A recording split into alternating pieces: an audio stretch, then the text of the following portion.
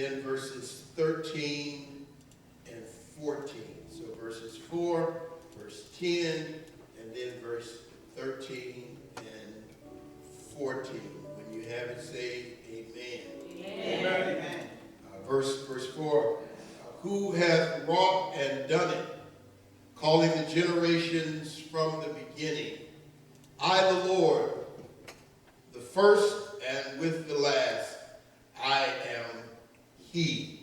Verse 10, fear thou not, for I am with thee.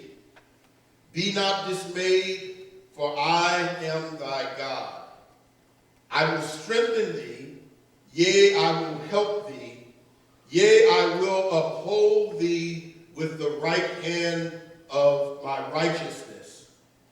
Verse 13, for I, the Lord thy God, will hold thy right hand, saying unto thee, fear not, I will help thee.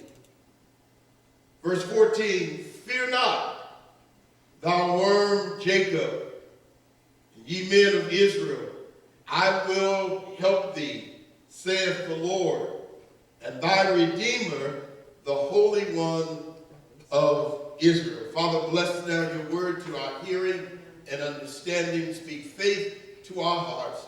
In Jesus' name, amen. Amen. Give the Lord the praise. Hallelujah! Hallelujah! Amen. The book of Isaiah can be divided into two parts. Chapters 1 through 39 point towards the captivity. They are warnings and rebukes and even promises sprinkled in, but they point towards the Babylonian captivity. Chapters 40 and through to the end, 66 or however many, through to the end of the book of Isaiah, speak to the time beyond the captivity in Babylon. So, why is that important? Because when we come to chapter 41, really chapters 40 into 41, what God now wants to give his people through his prophet is consolation and encouragement. They are in captivity. They are suffering under the hands of the Babylonians, but something's about to change. Something is about to happen that causes fear to rise up in them. There is one coming on the scene who is greater than Nebuchadnezzar. His name is Cyrus.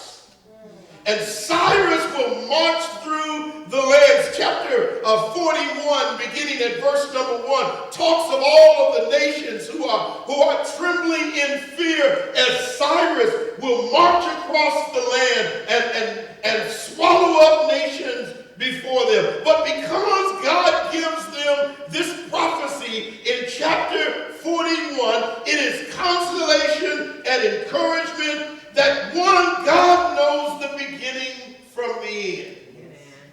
Amen.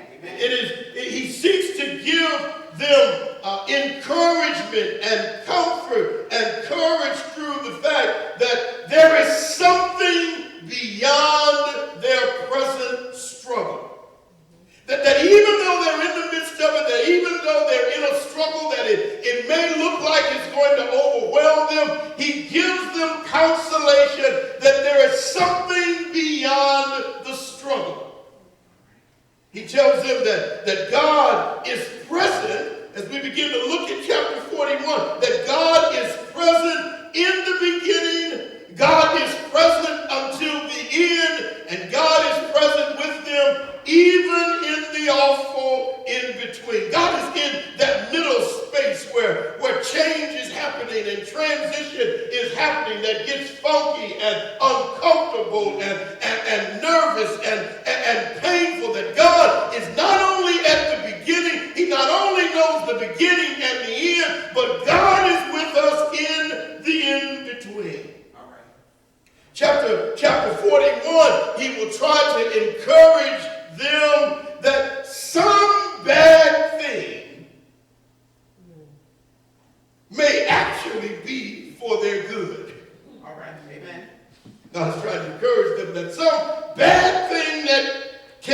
happen may actually be for their good. Are you listening to me? Amen.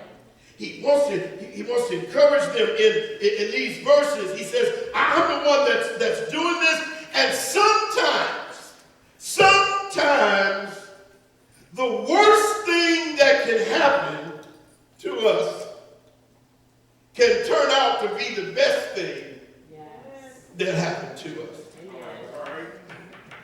He wants to encourage that sometimes it look like it could be the worst thing that could ever happen, that it is actually the best thing that could happen.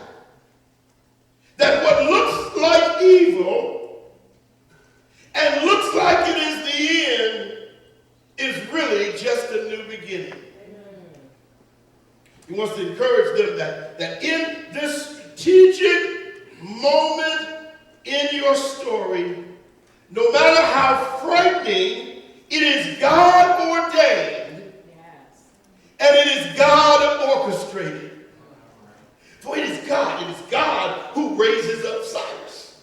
They thought Nebuchadnezzar was bad. They thought Pharaoh was bad, but Cyrus comes on the scene and swallows up nations before them. And what God wants to tell them is, look, I know you've heard rumors, I know you've heard footsteps and rumblings that Cyrus is coming, and you're already in captivity, you're already in trouble, you're already in a painful situation, and now they tell you Cyrus is coming. But God wants them to know in verse 4, I'm the one who raised up Cyrus. All right.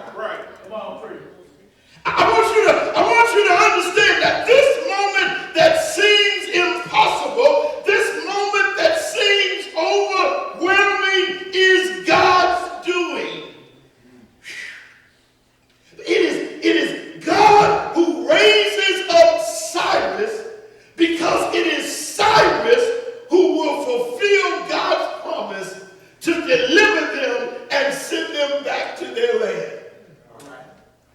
It is Cyrus who comes on the scene and tramples Nebuchadnezzar. But it is Cyrus also who decrees that the Jews can go back to their homeland. It is Cyrus whose decree frees up Nehemiah to rebuild the wall. It is Cyrus's decree that releases Ezra to rebuild the temple. It is Cyrus's decree that restores them to their land. And so the worst thing that could happen turns out to be the best thing that could have ever happened.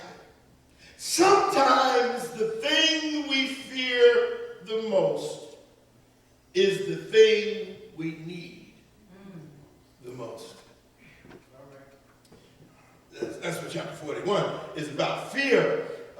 Fear then is this unpleasant, often strong emotion that is caused by the anticipation or awareness of danger.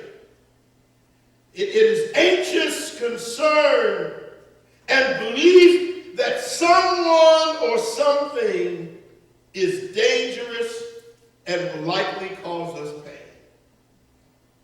That's fear. Verse 10. Look, take a sneaky peek at verse number 10. Verse 10 brings up a word called dismay. Dismay. He tells them not only don't be afraid, he tells them don't be dismayed. Dismay is a mental state resulting from strong fear. Dismay needs to gaze about, to be looking around anxiously, to be looking around in bewilderment or amazement. Dismay is mental paralysis. Dismay is mental and emotional paralysis that immobilizes us in the moment that we ought to be moving. Faith comes and opportunities door open wide up, and God gives us a command, and there is opportunity for us to do the impossible. But fear immobilizes us and we cannot move. It is not because fear is abnormal that God speaks the word, do not fear.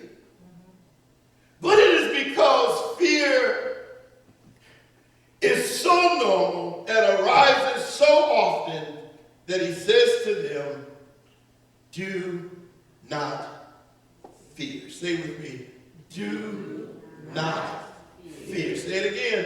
Do not fear. This is the word of the Lord to them. Do not fear. I know you got huge questions. I know the future is questionable. I know that this looks like the worst thing that could ever happen. But he says to them, do not fear. Tell somebody next to you, do not fear. Do not fear. I know you don't understand what's happening. I know you can't see the future. I know that things seem to challenge your mind and almost paralyze you and immobilize you. But he says, do not fear. Yes. Do not fear means do not believe what fear says, because fear lies.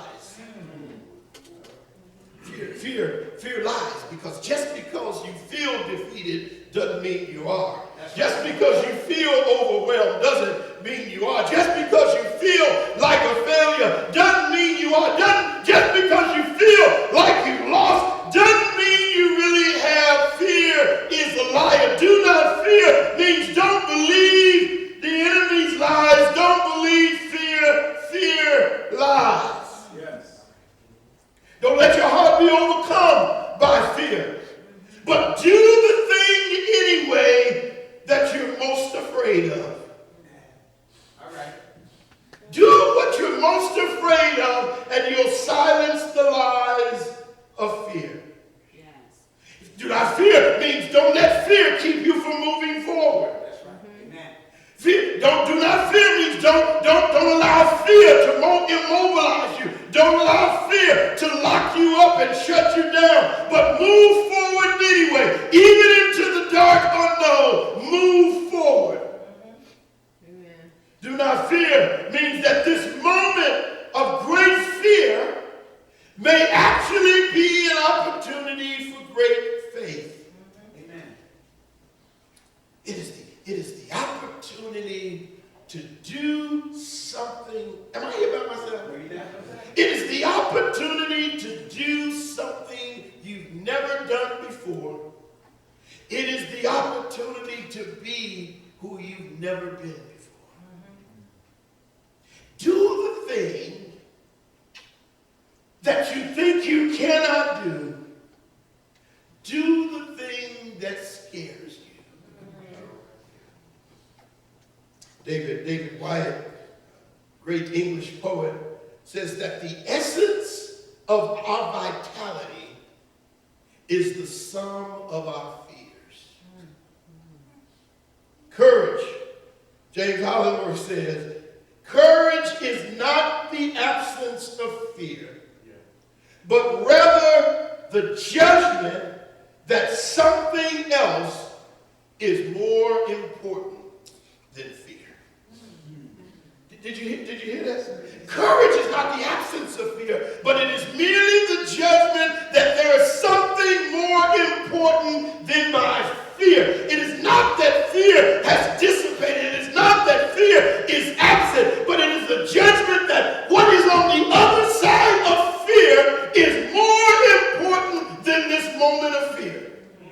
And so because it is, I will move through the fear. I will face the fear and move beyond the fear, because something on the other side is worth the challenge. All right. So he says to them, do not fear. Do not fear. More than 365 times in all of Scripture, he says, do not fear. Do not be afraid. Do not let fear overcome you. Do not be anxious for anything. Do not be afraid. Do not be fearful. Do not be dismayed. For every day of the year, he tells us, do not fear. These are the words that he speaks to their fathers when he says to them, do not fear. Then the word of faith comes riding in on his word. Do not fear. And you and I reach out and take hold of courage. Yes. He says, do not fear. To Abraham, he says, do not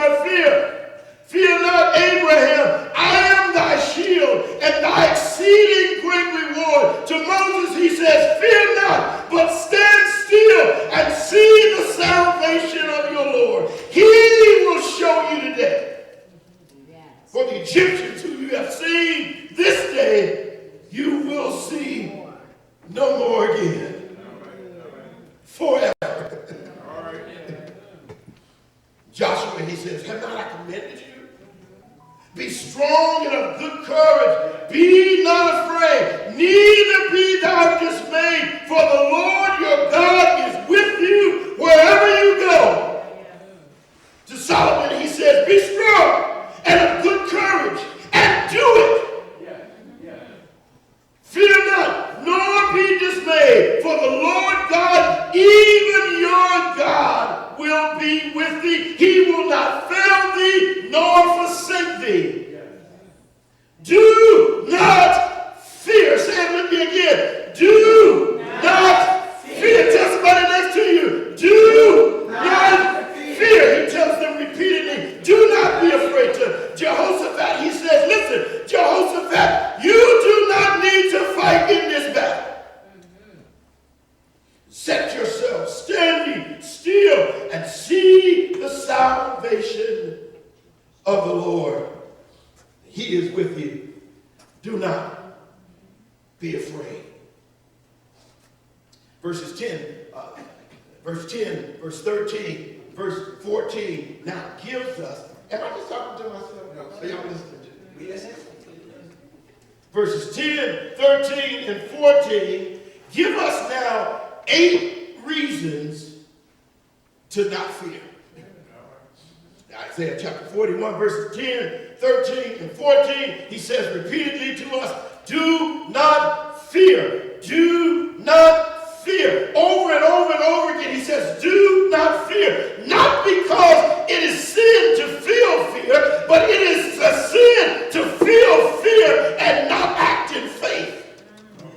For scripture says that everything that is not of faith is sin. It is not that fear is wrong. It is that fear is an usher that brings us to faith. All right. He says, do not fear. He says to them, starting in verse number 10, he says, do not fear. Do not fear because I am with you. Do not fear because I am with you. Verse number 10, you are not alone. You are not only are you not alone, you have never been alone. Amen. Even when you felt alone, you have never been alone. Even in the moments of great loneliness, even in the moments when you seem forsaken, David said that my mother forsake me and my father forsake me, then the Lord will take me up. He says to them, do not fear because I am with you. You are not alone. Fear lies to us, and fear tells us that you're in this by yourself. Fear tells us that we're all alone. Fear tells us that we'll be overwhelmed by the odds. But he says to them, listen, do not fear. I am with you. Next he says to them, do not fear.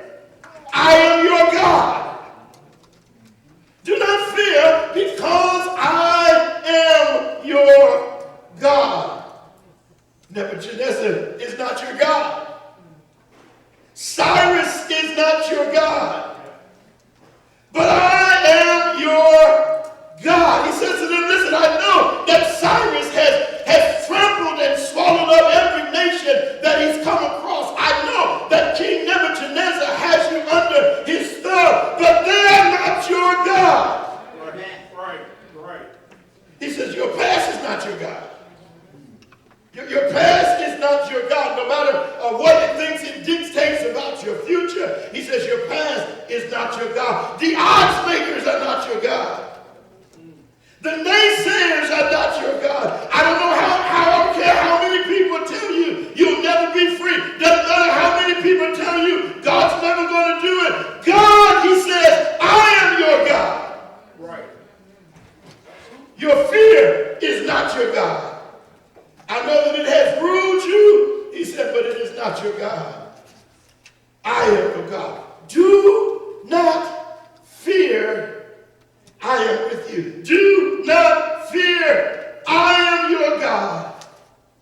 He says to them, Do not fear, because I will strengthen you. You see it? Do not fear, I will strengthen you. You are stronger than you know. Fear tells you you're weak.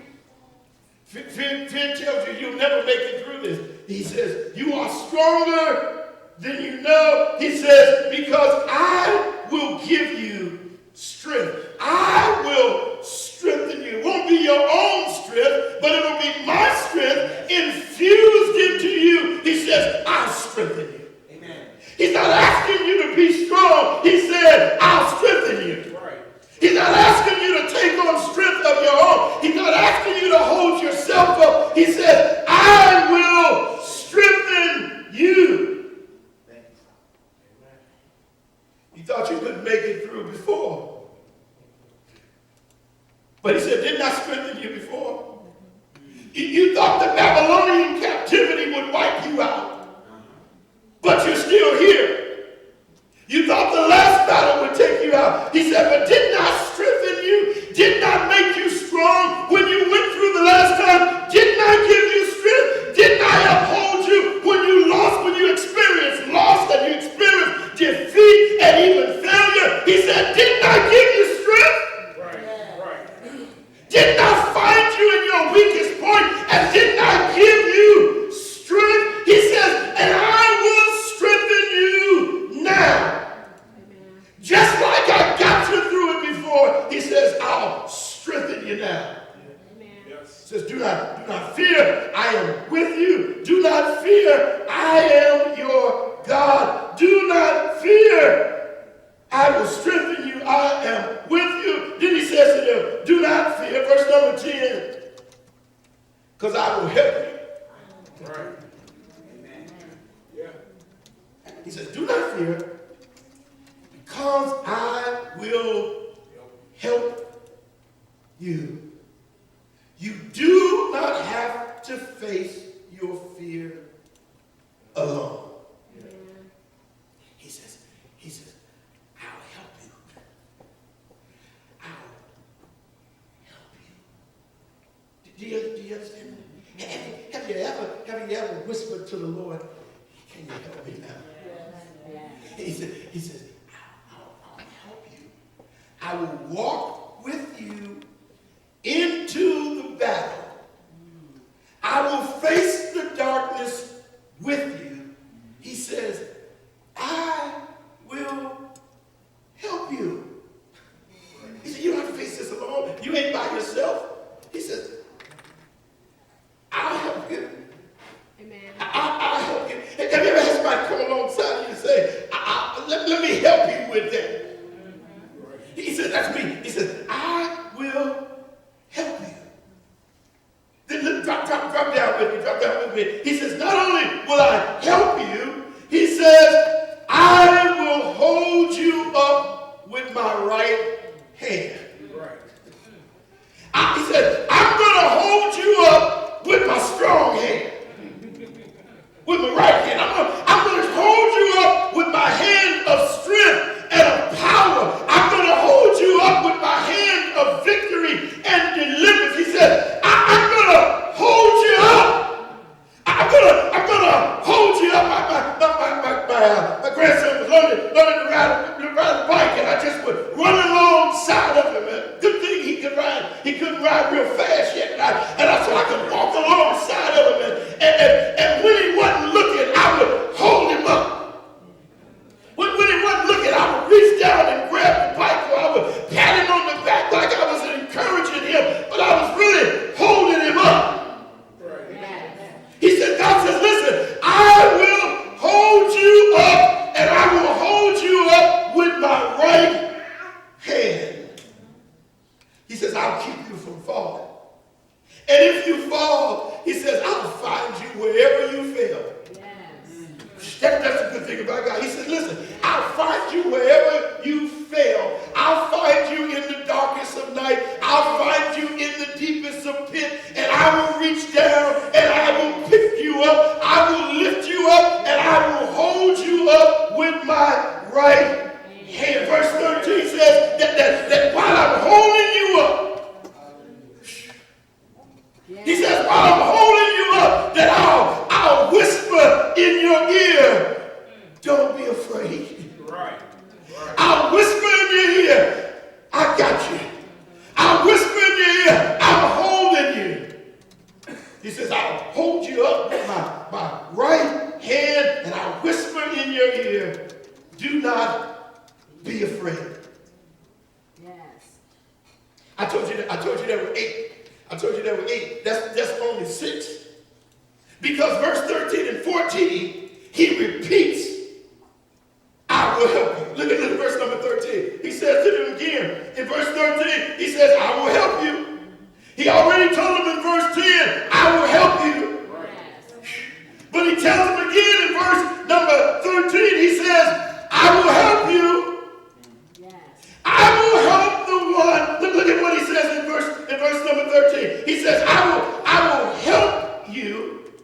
I will hold your right hand. Yes. Right. He says, I'll hold your right hand. That's what he says in verse 13. I'll reach over and hold your strong hand. Verse number 13, he says, I will help you. I will help you. The one who has to always be strong. He says, I'll help you. The one who has to always be strong for everybody else. He says, I'll help you. If anybody like that in the room, you don't have to raise your hand. He says, I'll help you. The strong one, I'll help you. The one who lives from their strong side all the time. Always got to be strong. Always got to hold up everybody else. He said, I will help you. He says, I know, verse number 13, I know you can't tell anybody that you're afraid. I know you can't tell anybody that you feel weak. He says, but I'll help you. When you're too busy helping everybody else and not enough time to help yourself, he says, I'll help you. After you've helped everybody else, who's going to help you? He says, I will. Amen. He says, I'll help you.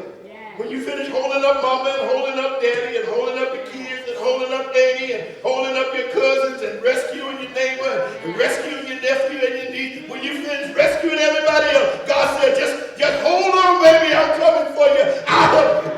Thank you, Father. Hold on, I'm coming. He says, I will help you. Help is on the way. Just stand still where you are. I'm coming for you. I'll help you.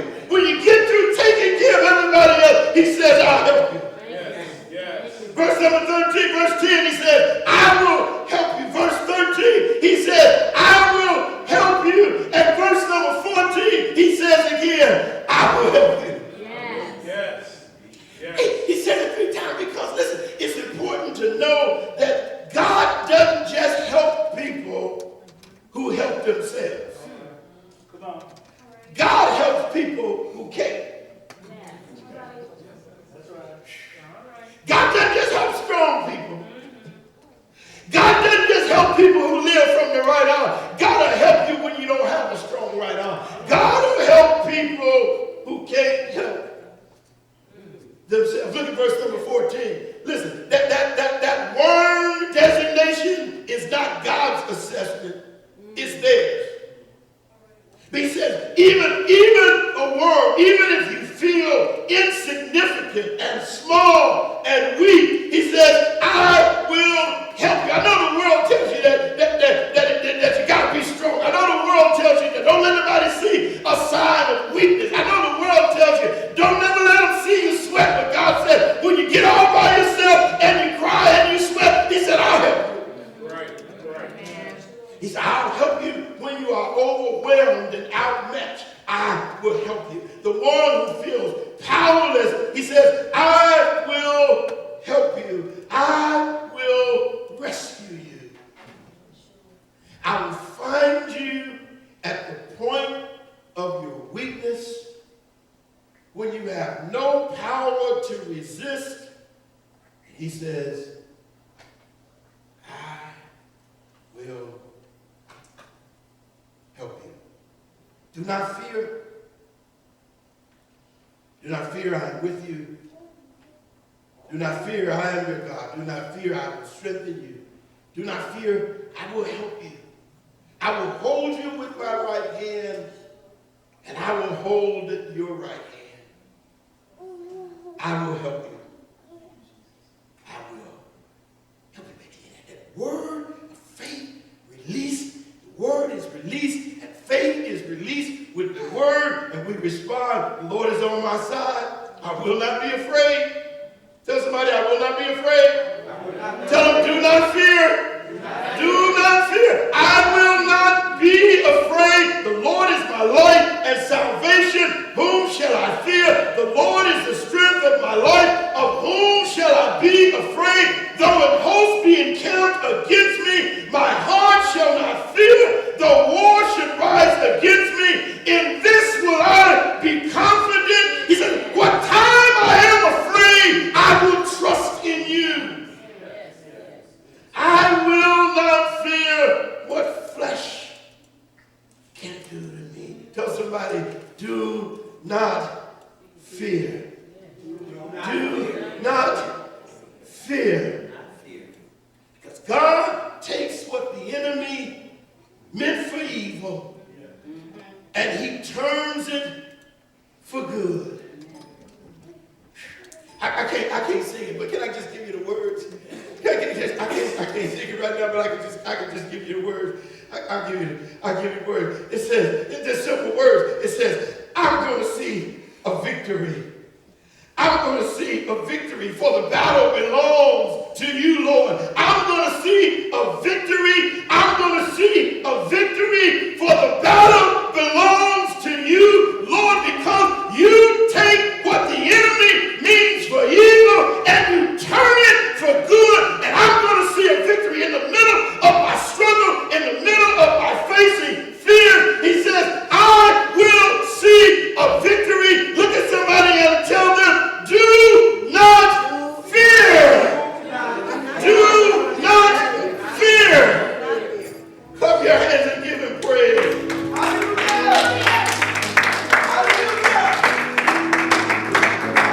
Come on, clap your hands and give him praise.